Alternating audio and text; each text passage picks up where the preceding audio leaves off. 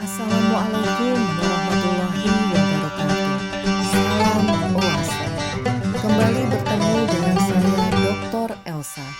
Seperti video sebelumnya, sepanjang bulan Ramadan, Oase akan menampilkan dan membahas tentang masjid-masjid tua di Tanah Jawa, khususnya yang ada di Jawa Tengah dan Yogyakarta.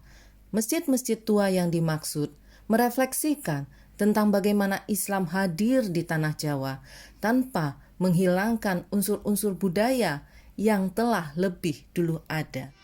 Pada kesempatan kali ini, Oase menelusuri masjid di wilayah sedikit ke timur, tepatnya di Desa Sendang Rejo, Batu Retno, Wonogiri. Di desa ini terdapat satu masjid tua yang menjadi cagar budaya. Masjid ini diyakini dibangun oleh Kanjeng Sunan Kalijaga bersama beberapa sunan saat mencari kayu jati untuk dijadikan soko guru Masjid Agung Demak. Masjid ini dikenal dengan nama Masjid Tiban Wonokerso. Masjid Tiban ini dulunya berada di tengah hutan jati. Jika menilik beberapa catatan sejarah dan cerita masyarakat setempat, Masjid Tiban Wonokerso didirikan pada tahun 1479 Masehi atau 1401 Saka sebelum Masjid Agung Demak didirikan. Tahun tersebut juga tidak terpaut jauh dari tahun keruntuhan Kerajaan Majapahit atau yang dikenal sebagai tahun Sirno Ilang Kertani Bumi. Keterangan tersebut sejalan dengan kisah bahwa tahun 1479 Masehi, para sunan mengamanahi Kanjeng Sunan Kalijaga untuk mendapatkan kayu jati besar dan layak untuk soko guru Masjid Agung Demak, seperti penjelasan di awal. Perjalanan untuk mencari kayu jati tersebut dimulai dengan menyusuri Bengawan Solo ke arah hulu dan berhenti di Desa Pulung Rejo. Saat sekarang, desa tersebut telah tenggelam di dasar Waduk Gajah Mungkur. Setelah menuruni rakit, para sunan yang dipimpin oleh Kanjeng Sunan Kalijaga berjalan menuju ke arah timur, lalu berhenti untuk istirahat di sebuah bukit yang dikelilingi hutan jati yang sangat lebat. Di wilayah itulah para sunan membangun tempat ibadah sekaligus tempat istirahat. Di tempat ibadah tersebut, para sunan meminta petunjuk Allah Subhanahu wa Ta'ala tentang letak kayu jati yang tepat sehingga perjalanan dilanjutkan ke arah lebih ke timur, tepatnya hutan jati daerah Donoloyo. Dari kisah ini dapat dimengerti mengapa seluruh bangunan masjid terbuat dari batang jati, karena di sekitarnya jamak ditumbuhi oleh pohon jati. Saat akan memasuki ruang masjid dari arah timur, terdapat pintu masuk dengan ketinggian sekitar 1 meter dan lebar yang juga sekitar 1 meter, atau tepatnya 120 cm kali 120 cm. Jika melewati pintu tersebut, jemaah masjid maupun pengunjung akan menunduk. Hal ini dapat dipahami bahwa ketika memasuki rumah Allah Subhanahu wa Ta'ala, menunduklah dan lepaskan segala predikat dunia, karena hanya dengan menunduk manusia akan menemukan hakikat sujud yang sebenarnya. Ketika jamaah berada di dalam masjid, akan ditemui soko guru penyangga masjid yang berjumlah 4. Jumlah tersebut sama halnya dengan Masjid Tiban Jenar Kidul pada tayangan minggu lalu, menyerupai juga jumlah yang terdapat di Masjid Agung Demak. Apabila ditelusuri catatan informasi yang ada, jumlah 4 mengisyaratkan 4 pilar utama dalam ajaran Islam, yaitu Al-Quran, hadis, ijma, dan qiyas. Dari 4 tiang tersebut, terdapat 1 tiang di bagian barat laut yang telah diganti dengan kayu jati baru. Di ruang masjid yang dibuat tanpa paku dan berukuran sekitar 7,5 meter kali 7,5 meter ini, terdapat mihrab yang berukuran sekitar 120 cm kali 120 cm, yang tingginya hampir sama dengan tinggi orang dewasa. Mihrab ini menjorok ke barat dan sedikit rendah seukuran jengkal tangan orang dewasa dari bangunan utama. Di sisi kanan mihrab, terdapat mimbar untuk khutbah dengan bagian yang menyerupai kursi.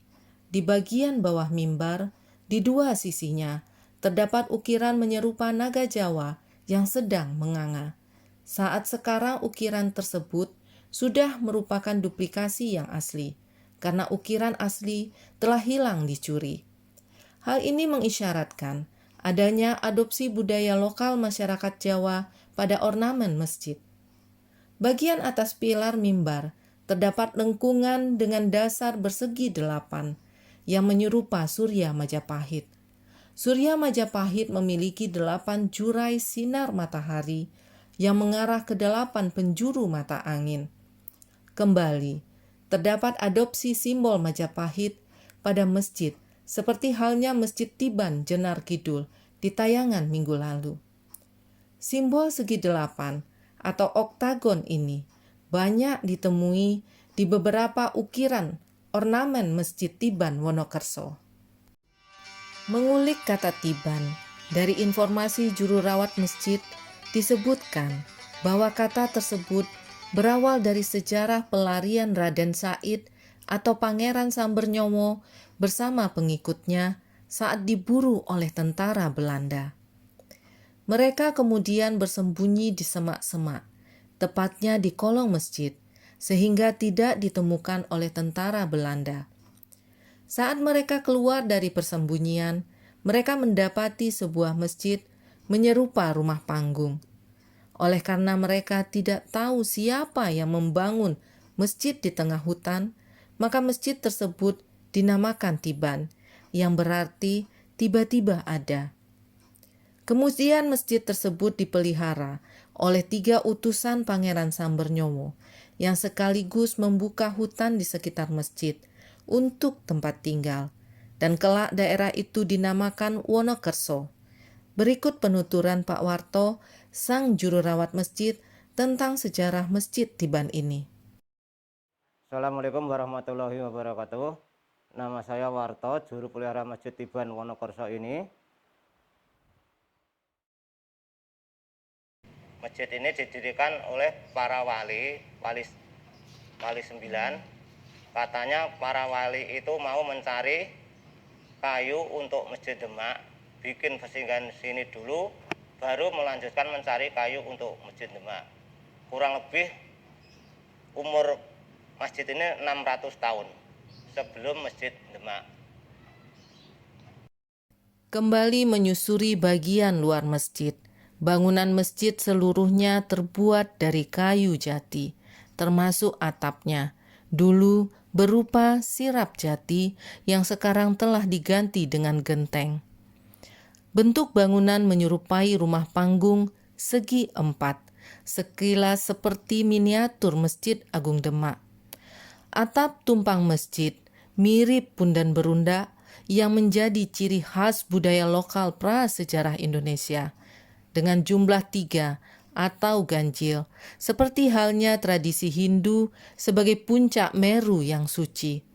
Namun, di sini diadopsi yang menurut saya menyerupai pemaknaan tumpang 3 Masjid Agung Demak, yang berarti iman, Islam, dan ihsan.